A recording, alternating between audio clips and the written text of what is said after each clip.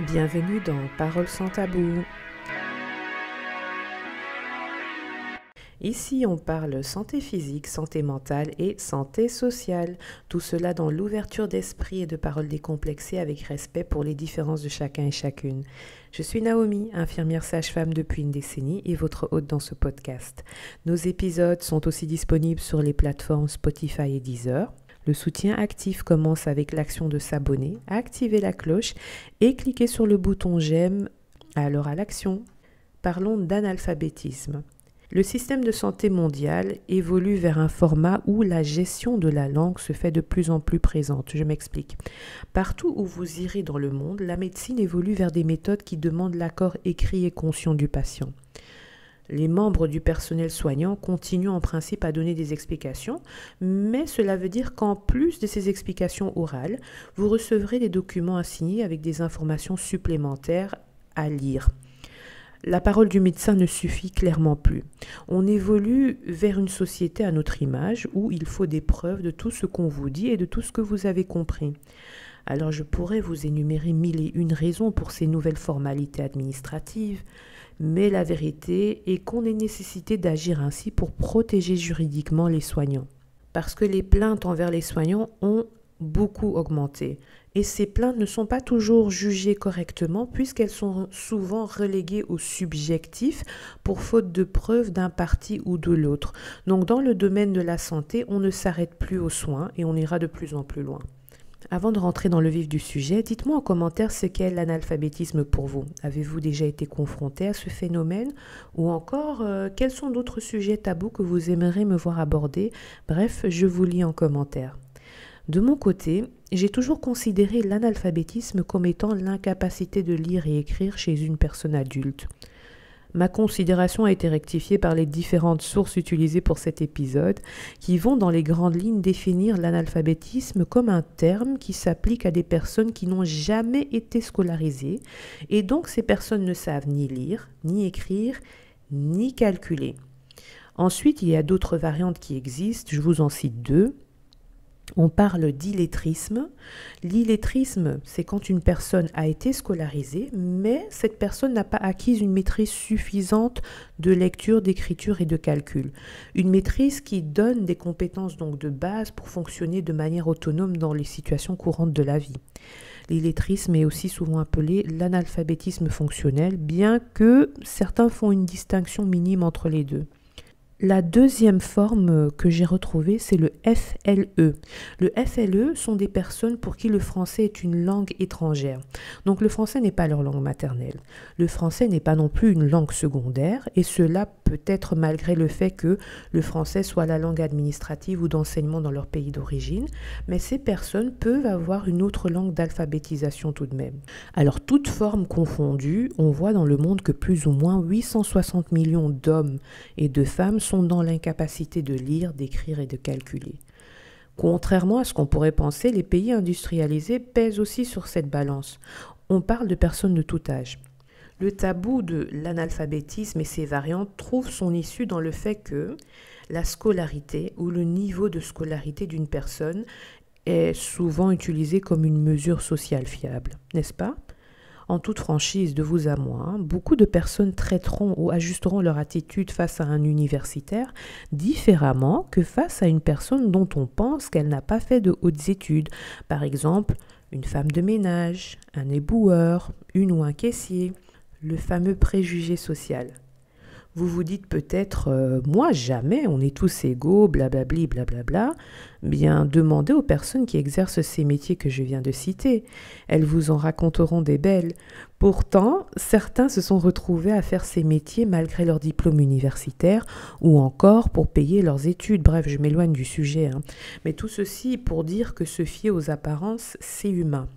On comprend que le complexe d'infériorité qui naît chez les personnes concernées naît de la difficulté de la lecture, de l'écriture et du calcul et nourri par une éducation scolaire écourtée prématurément, par la dépendance à l'entourage, par les inégalités sociales telles que la précarité ou un environnement familial problématique. Mais contrairement à ce qu'on pourrait penser, on trouve aussi de l'analphabétisme et ses variations parmi les étudiants universitaires. À ce propos, un analyste québécois fait même mention d'un taux de 5% d'universitaires concernés dans ce pays. Ne me demandez pas comment ces personnes font pour s'en sortir, je ne saurais l'expliquer. Une chose est sûre, ces personnes auront besoin d'aide dans les actions les plus anodines pour nous et parfois dans un contexte où il leur faudra faire confiance à un inconnu ou à une inconnue pour être assistés. Par exemple, retirer de l'argent liquide à un distributeur bancaire ou encore comprendre et utiliser les transports en commun. Vous êtes d'accord avec moi pour dire que la santé est quelque chose de précieux et voilà que la santé fait partie d'un de ces nombreux aspects de vie impactés par l'analphabétisme et ses variations. Laissez-moi vous expliquer cela avec un exemple concret. Dans le domaine du diabète, quand une personne est diagnostiquée comme diabétique, la première chose qu'on fait, c'est fort probablement de l'hospitaliser pour réguler, équilibrer la situation d'urgence du corps. Pendant cette hospitalisation, on va profiter pour éduquer la personne et éventuellement son entourage à la vie avec le diabète. Et vivre avec le diabète en fonction du type inclut généralement de suivre un schéma strict de traitement. Des heures précises, des dosages médicamenteux, une alimentation à modifier, l'apprentissage de l'usage du matériel lié au suivi du diabète de manière autonome et un protocole de réajustement précis si nécessaire pour éviter ce qu'on appelle l'hypoglycémie ou l'hyperglycémie. Sachez que pour cela, on utilise énormément de matériel écrit et imagé, par exemple des notices, des prescriptions, etc. C'est un résumé de l'éducation au diabète que reçoit un nouveau patient après le choc de l'annonce. Et malheureusement, on peut se retrouver avec des personnes à éduquer qui répondent oui à tout, mais qui sont perdues à la base. Pourquoi ? Parce qu'elles ont des lacunes d'alphabétisation. Bien sûr, souvent on essaye d'inclure une autre personne de l'entourage, mais le ou la principale concernée doit être en capacité de comprendre et agir en conséquence. Parce que la régulation du diabète est une question de vie ou de mort. Voilà aussi pourquoi plus tard dans le temps, on fait régulièrement des check-ups donc pour vérifier la stabilité du sucre dans le sang sur une longue période. Et dans ces cas-là, on remarque une mauvaise progression. Généralement, quand on parle avec ces personnes, elles finissent par nous expliquer qu'elles n'ont pas pris leur traitement. Et pourquoi est-ce qu'elles n'ont pas pris leur traitement ? Parce qu'elles n'ont pas compris les explications. Avec le temps, donc, on décèle un facteur d'analphabétisme ou de variantes associées. Dans certains cas, il s'agit même de parents qui n'ont pas su comment agir face à une hypoglycémie de leur enfant, tel que prescrit et écrit dans les documents qu'on leur a donnés. Du coup, le résultat pour l'enfant, c'est une hospitalisation d'urgence. Rassurez-vous, l'issue de ce cas a été positive. Vous me direz, en quoi ça me concerne, Naomi ? N'est-ce pas là votre responsabilité médicale ? Et je vous réponds que oui, dans le contexte médical, on prend cela très au sérieux. Mais une fois arrivé dans le contexte médical, on parle souvent de situations d'urgence où on n'a pas forcément le temps ou encore les moyens humains d'attaquer le fond du problème. La priorité est souvent tout autre. Donc ouvrir le tabou est à la portée de tout civil. Un bon début, c'est de partager autour de vous cette vidéo. Plus sérieusement, au-delà de l'aspect pub pour ce podcast, sachez que les personnes touchées par cette problématique sont actives dans notre société. Nous en avons peut-être dans notre entourage sans le savoir, puisqu'elles parviennent souvent à élaborer des techniques de camouflage qui sont utiles dans des cas précis.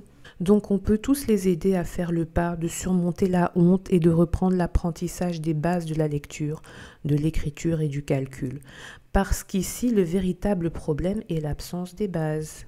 Concrètement, si vous avez des jeunes ou des enfants dans votre entourage, soutenez-les dans leur apprentissage scolaire. Aidons les jeunes face au décrochage scolaire qui est souvent un facteur déterminant. Un autre domaine qui se voit régulièrement et qui doit quand même être abordé, c'est certaines personnes vont s'unir avec ce qu'on appelle des conjoints du bout du monde, entre guillemets. Ayez s'il vous plaît la présence d'esprit de contribuer à l'éducation de base de vos conjoints ou conjointes du bout du monde, surtout si la langue légale d'usage du nouveau pays où vous vous installez ne correspond pas à la langue maternelle de votre conjoint ou conjointe. Ce sont souvent des femmes qu'on voit dans la position du conjoint du bout du monde, des femmes qui manquent d'autonomie. Cette autonomie limitée les rend donc socialement vulnérables. Les cultures diffèrent et je le respecte, mais est-ce que cela vaut la peine de risquer la santé de votre conjointe ou des enfants qui restent avec elle ? Et que se passe-t-il quand vous êtes malade et qu'elle doit décider pour vous ? À méditer, n'est-ce pas ? Un autre exemple, aider les personnes qui sont confrontées à ce qu'on appelle l'illettrisme numérique. Vous connaissez ? Souvent, on l'associe aux personnes âgées, mais sachez aussi que le fait d'être analphabète ou illettré a un impact direct sur l'usage des appareils numériques, surtout maintenant post-Covid, que le numérique a pris énormément de place dans notre vie journalière. Dans tous ces cas, et d'autres que je n'ai pas le temps de citer, on retrouve des personnes de tout âge qui ont ceci en commun, l'exclusion. L'exclusion en partie ou complète de notre société et sa vie active, parce que l'analphabétisme et ses variantes touchent à cet élément clé qu'est la communication. La base de la communication n'est-elle pas l'alphabétisation ? Osez aborder ce sujet avec votre entourage, c'est contribuer à redonner ou renforcer la communication pour tous. Je vous laisse avec cette citation. Dans un pays analphabète, l'écrivain est toujours respecté.